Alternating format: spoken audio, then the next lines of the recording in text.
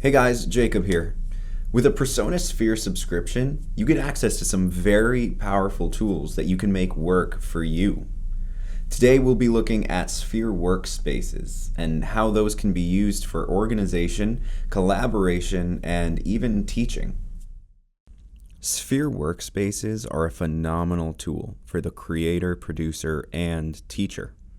Here I have 3 folders, one with song mixes, one with unfinished song stems, and one I can use as a music tutor with files for my students.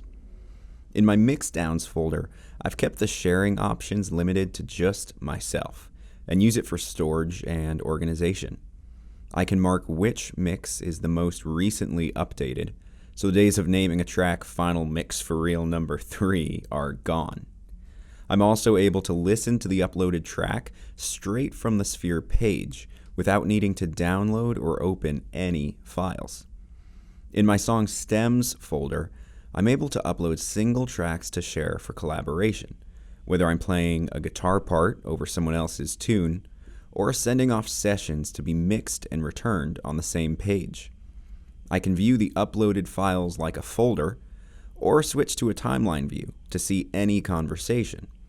Leaving notes is incredibly simple and combines the best of both emailing and texting in one spot. Finally, as a music teacher, I have a folder that allows me to share files with students and even leave specific comments on each individual file.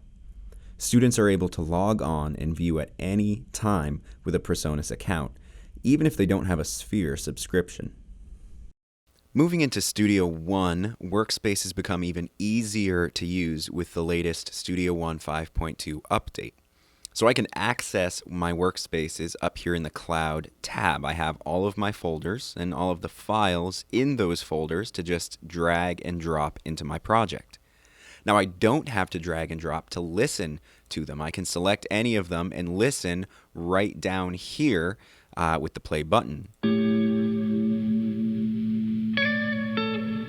Now the cool thing is that as I change my tempo in the project, it will actually change how I listen to it, so I can understand how the track would sound in my song, whether it needs to be sped up or slowed down. So I will drag and drop that and it will just load in. Now that it's loaded, I will change and edit it like any regular track. Maybe I just wanted to steal the front part of this track. Now I can click and drag out back to my workspaces to export. And there we go, automatically synced up with Studio One. There are many different creative ways that you can be using workspaces. All the steps of collaboration are in one space, and you're as limited as your imagination.